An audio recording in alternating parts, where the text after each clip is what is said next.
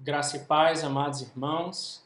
Eu sou o pastor Diego Penha e eu gostaria de compartilhar com vocês hoje o Salmo de número 73. Será a nossa meditação para hoje. Salmo de número 73. Abra comigo a sua Bíblia, por gentileza.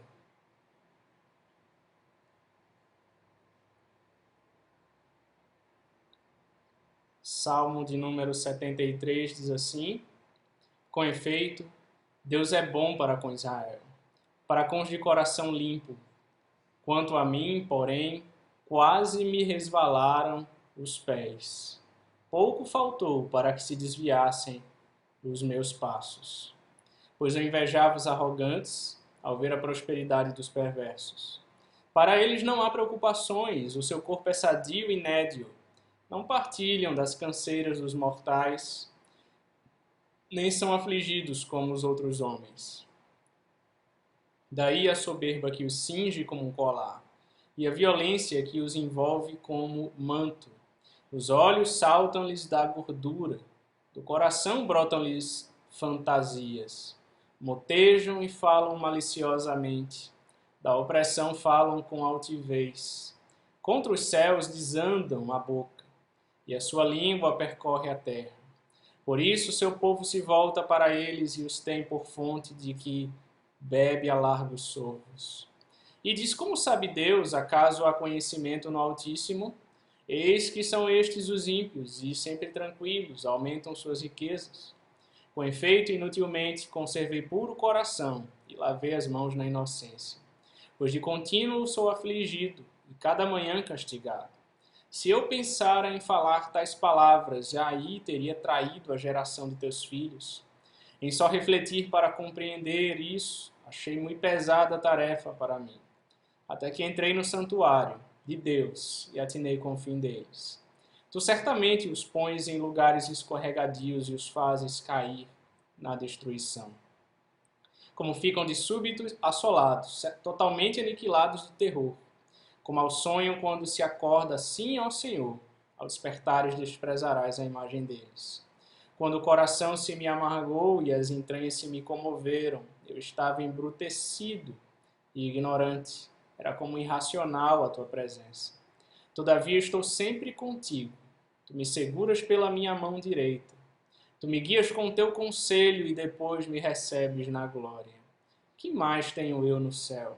Não há outro em que me compraza na terra.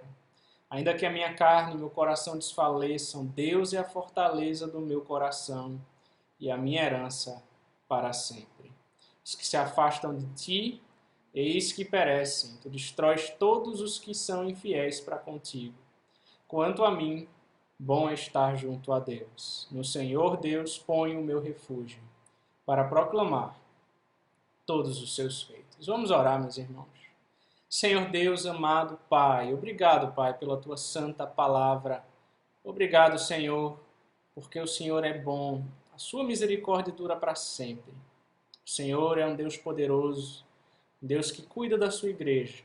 E nós te pedimos, ó Deus, que o Senhor fale aos nossos corações por meio da sua palavra. Ilumina nossas mentes com o teu Santo Espírito e aquece os nossos corações. Em nome de Jesus. Amém. Queridos irmãos, este é um salmo de Asaf. No Saltério, são atribuídos a ele 12 salmos, o Salmo 50 e os Salmos 73 a 83. Asaf, Emã, Etan, Geduntum eram levitas que atuavam como músicos e líderes dos cultos no santuário durante o reinado de Davi. O Salmo 73 trata de um problema tão comum, mas que é tão antigo, irmãos. Por que os justos sofrem, enquanto os ímpios parecem prosperar? Nós encontramos essa mesma indagação nos Salmos 37 e 49, também em Jó, capítulo 21, Jeremias, capítulo 12, assim também em Abacuque, capítulo 1. Talvez você já tenha se perguntado: por que, Senhor, eu que sou um homem justo, reto e que me desvio do mal, estou sofrendo, enquanto os ímpios, corruptos, que fazem aquilo que é mal, parecem só prosperar? Asaf não poderia liderar o povo no culto a Deus se ele duvidasse dos caminhos do Senhor. Mas foi na adoração que ele encontrou a resposta para os seus problemas. Portanto, eu quero convidá-lo a meditar no seguinte tema: os estágios da vida de Asaf. Observe comigo os 5 estágios de sua experiência. Primeiro, aquele que crê, firmado em seus conhecimentos. O verso 1 diz: com efeito, Deus é bom para com Israel, para com os de coração limpo. Alguém certa feita escreveu que no início da vida espiritual, a nossa tarefa mais difícil é o relacionamento com o próximo. À medida que esta progride, a maior dificuldade torna-se o relacionamento conosco mesmos. Por fim, o nosso maior desafio é nos relacionarmos com Deus. Os problemas de Asaf são com Deus. No verso 1, ele declara que Deus é, de modo que o salmista não se mostra ateu nem agnóstico. E ele está certo de que o Deus ao qual presta culto é bom. Além disso, ele sabe que o Senhor fez uma aliança com Israel que prometia bênçãos caso o povo lhe obedecesse. Em Deuteronômio 28 está escrito: se atentamente ouvires a voz do Senhor teu Deus, tendo cuidado de guardar todos os teus mandamentos que hoje te ordeno, Senhor teu Deus te exaltará sobre todas as nações da terra. Se ouvires a voz do Senhor teu Deus, virão sobre ti e te alcançarão todas estas bênçãos. Bendito serás tu na cidade, bendito serás no campo. Bendito o fruto do teu ventre, bendito o fruto da tua terra, e o fruto dos teus animais, e as crias das tuas vacas e das tuas ovelhas. Bendito o teu cesto e a tua amassadeira, bendito serás ao entrares e bendito ao saíres. O Senhor determinará que a bênção esteja nos teus celeiros e em tudo que colocares a mão, e te abençoará na terra que te dá o Senhor teu Deus. O salmista sabia de tudo isso. Então ele diz com efeito: Deus é bom para com Israel, para com os de coração limpo. A expressão de coração limpo não significa sem pecado, mas sim inteiramente comprometido com o Senhor. Em Mateus 5,8, Jesus Cristo disse que bem-aventurados são os limpos de coração, porque eles verão a Deus. É exatamente o contrário do versículo 27 do Salmo, que diz: os que se afastam de ti, eis que perecem. Tu destróis todos os que são infiéis para contigo. Porém, foram justamente essas crenças fundamentais, afirmadas por ele, que deram origem a seu problema, uma vez que ele não via os incrédulos perecerem. Se o Senhor era bom e cumpria as promessas que havia feito na aliança, então por que o seu povo sofria e os perversos prosperavam? Esse primeiro versículo marca tanto o início quanto o final do Salmo, irmãos, como que colocando todo o seu conteúdo do Salmo dentro de um envelope. É esse o assunto que percorre todo o Salmo. E é interessante observar que o salmista usa com efeito e certamente nos versos 1, 13 e 18, e que a palavra coração aparece 6 vezes no Salmo. Ele achava que o problema estava em Deus, mas na verdade estava no coração dele. A dúvida se apoderou do seu coração. Ele conhece as promessas de Deus, mas será que é assim mesmo? Warren Wiersbe disse: ao ponderar sobre os mistérios da vida, devemos nos apegar àquilo que sabemos com certeza, e quando estivermos em trevas, jamais duvidar daquilo que Deus nos ensinou na luz. Pois, em segundo lugar, irmãos, aquele que duvida, o conhecimento é abalado. Veja comigo os versos 2 e 3. Quanto a mim, porém, quase me resvalaram os pés. Pouco faltou para que se desviassem os meus passos, pois eu invejava os arrogantes ao ver a prosperidade dos perversos. O termo hebraico traduzido por quanto a mim, porém, no versículo 2, indica um contraste claro. No versículo 2, quanto mais avalia a sua situação em comparação com os ímpios, mais difícil é manter-se sobre seus fundamentos firmes. Há uma diferença, irmãos, entre dúvida e incredulidade. A dúvida nasce da mente em conflito, enquanto a incredulidade, ela nasce da vontade obstinada, da recusa de se entregar a Deus. A pessoa incrédula, ela não quer acreditar, enquanto aquele que duvida esforça-se para acreditar, mas ele não consegue. O salmista quer acreditar na palavra, mas ele olha à sua volta e vê a prosperidade dos maus, e a sua mente entra em conflito, seu coração fica angustiado. A prosperidade, no versículo 3, é o conhecido termo hebraico shalom. O que o salmista está dizendo parece que eles vivem em paz, que eles não sofrem, que eles não têm problemas, que sobre eles não vem o dia mal. Invejar os perversos, irmãos, é um ato de desobediência a Deus.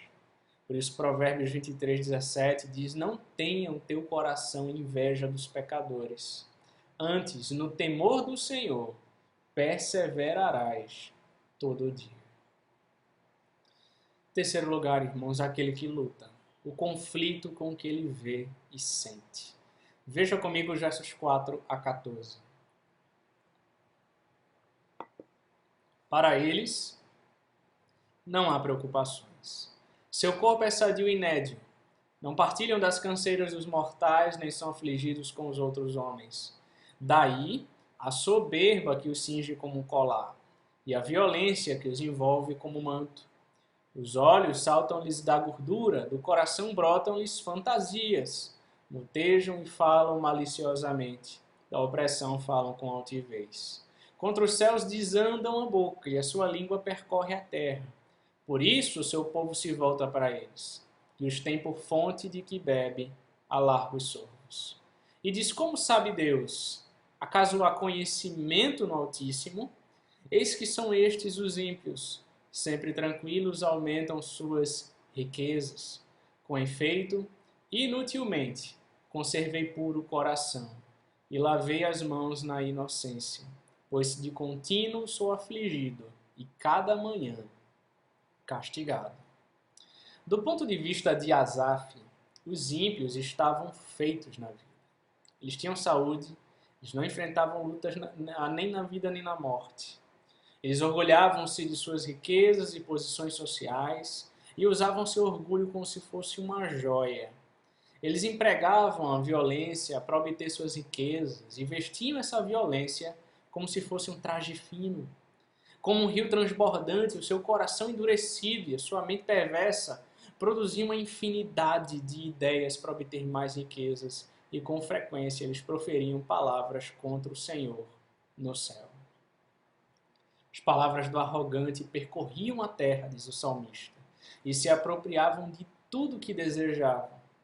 O mais triste, porém, irmãos, é que muitos do povo de Deus parecem não ter qualquer consciência e seguem esse péssimo exemplo e desfrutam a amizade dos ímpios.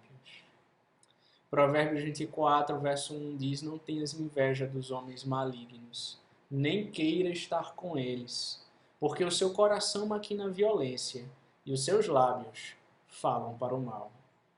Esses homens perversos estão em pecado. Os seus seguidores os têm por fonte de que bebe a largos sorvos, diz o salmista. Eles caminham a passos largos para o inferno. Eles zombam de Deus. O verso 11 e diz: como sabe Deus? Acaso há conhecimento no Altíssimo? Com base nas evidências que vê a seu redor, Asaf chega à conclusão equivocada de que ele perdeu tempo e energia mantendo as mãos limpas e o coração puro. Se Asaf havia lido o livro de Jó, ele não compreendeu sua mensagem, pois não servimos a Deus em função do que ganhamos com isso. Nós servimos a Deus porque Ele é digno de nossa adoração e serviço. E isso independe daquilo que Ele permita acontecer em nossa vida. Cuidado! Satanás tem uma concepção comercial da vida de fé. E ele nos incentiva a servir a Deus visando os benefícios que podemos obter. E Asaf quase comprou essa ideia É interessante lembrarmos a resposta de Sadraque, Mesaque e Abednego ao rei em Daniel capítulo 3, quando ele indagou: "E quem é o Deus que vos poderá livrar das minhas mãos?" E eles responderam: "Se o nosso Deus, a quem servimos, quer livrar-nos, ele nos livrará da fornalha de fogo ardente e das tuas mãos, ó rei. Se não, fica sabendo, ó rei, que não serviremos a teus deuses, nem adoraremos a imagem de ouro que levantaste." Em quarto lugar, irmãos, aquele que adora uma perspectiva mais ampla. Veja comigo os versos 15 a 22. "Se eu pensar em falar tais palavras, já aí teria traído a geração de teus filhos. Em só refletir para compreender isso, achei muito pesada a tarefa para mim. Até que entrei no santuário de Deus e atinei com o fim deles. Tu certamente os pões em lugares escorregadios e os fazes cair na destruição. Como ficam de súbito assolados, totalmente aniquilados de terror. Como ao sonho quando se acorda, assim ao Senhor, ao despertares, desprezarás a imagem deles. Quando o coração se me amargou e as entranhas se me comoveram, eu estava embrutecido e ignorante. Era como irracional a tua presença.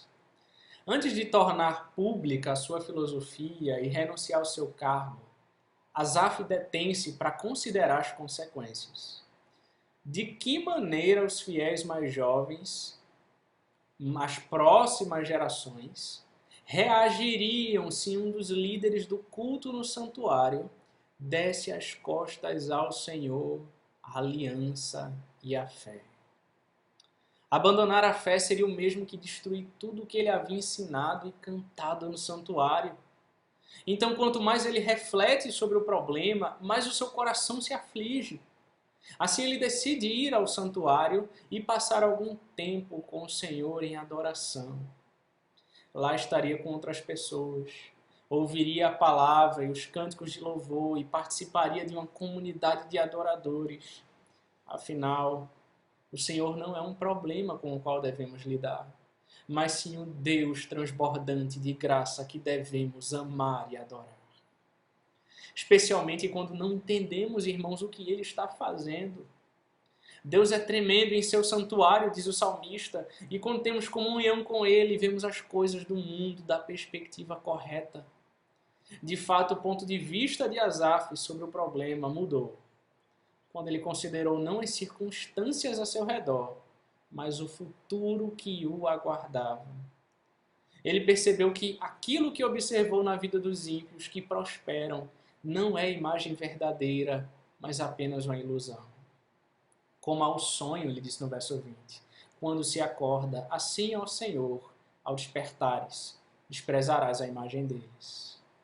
Na linguagem do Novo Testamento, ora, o mundo passa, bem como a sua concupiscência. Aquele, porém, que faz a vontade de Deus, permanece eternamente. Diz em 1 João 2,17. Deus pode dar sucesso e riqueza a cristãos consagrados. Mas o sucesso mundano e a prosperidade sem Deus é algo passageiro. É apenas um sonho que um dia se tornará um pesadelo. É por isso que em Lucas capítulo 12, Jesus Cristo proferiu uma parábola dizendo: o campo de um homem rico produziu com abundância. Ele arrazoava consigo mesmo, dizendo: que farei, pois não tenho onde recolher os meus frutos. E ele disse: eu farei isto, eu destruirei os meus celeiros, eu reconstruí-los-ei maiores, e aí recolherei todo o meu produto e todos os meus bens. E então direi à minha alma: tens em depósito muitos bens para muitos anos. Descansa, come, bebe, regala-te. Mas Deus lhe disse: louco, esta noite te pedirão a tua alma, e o que tens preparado, para quem será? Assim é o que entesoura para si mesmo, e não é rico para com Deus. Agora Asaf encontrava-se humilhado diante do Senhor, e ele readquiriu o equilíbrio espiritual. Por isso, em quinto lugar, vejamos aquele que conquista o regozijo pela bondade de Deus, versos 23 a 28. Todavia, estou sempre contigo. Tu me seguras pela minha mão direita. Tu me guias com teu conselho e depois me recebes na glória. Quem mais tenho eu no céu? Não há outra em que me compraza na terra, ainda que a minha carne e meu coração desfaleçam. Deus é a fortaleza do meu coração e a minha herança para sempre. Os que se afastam de ti, eis que perecem. Tu destrói todos os que são infiéis para contigo. Quanto a mim, bom estar junto a Deus. No Senhor Deus ponho o meu refúgio, para proclamar todos os seus feitos. O salmo começa com a declaração: com efeito, Deus é bom para com Israel. Mas Asaf não estava certo do verdadeiro significado da palavra bom. Será que a boa vida é aquela cheia de riqueza e autoridade, pompa e prazer? Certamente que não, irmãos. É gritante o contraste entre a descrição que Asaf apresenta da vida dos ímpios, nos versículos 4 a 12, e a vida dos justos, nos versos 23 a 28. Os ímpios impressionam uns aos outros e atraem admiradores, mas não têm consigo a presença de Deus. Todavia, disse o salmista, disse Deus, estou sempre contigo. Tu me seguras pela minha mão direita, tu me guias com teu conselho e depois me recebes na glória. O Senhor exalta o justo, mas ele humilha o perverso. Os justos são guiados pela verdade de Deus, enquanto os ímpios são iludidos pelas próprias fantasias. O destino daqueles que creem verdadeiramente é a glória, mas o destino dos incrédulos é a destruição. Os que se afastam de ti, eis que perecem, disse no verso 27. Os ímpios têm tudo o que desejam, exceto Deus. E os justos têm em Deus tudo o que desejam ou precisam. Ele é o seu bem para sempre, a sua porção, a sua herança, o seu tesouro mais precioso. As posses dos ímpios não passam de ídolos que tomam o lugar do Senhor. E a idolatria é uma forma de prostituição. Mas para o justo, nem mesmo a morte pode nos separar do Senhor. Por isso ele diz: quem mais tenho eu no céu? Não há outro em quem eu me compraza na terra. Ainda que a minha carne e o meu coração desfaleçam, Deus é a fortaleza do meu coração e a minha herança para sempre. Quando o culto terminou e Asaf voltou a plantar os pés firmemente em sua fé, ele saiu do santuário e ele contou a todos o que havia aprendido. Havia se achegado a Deus, confiava nele e estava pronto a declarar as obras do Senhor. Eu e você não somos diferentes de Asaf. Às vezes passamos por momentos turbulentos em nossa vida.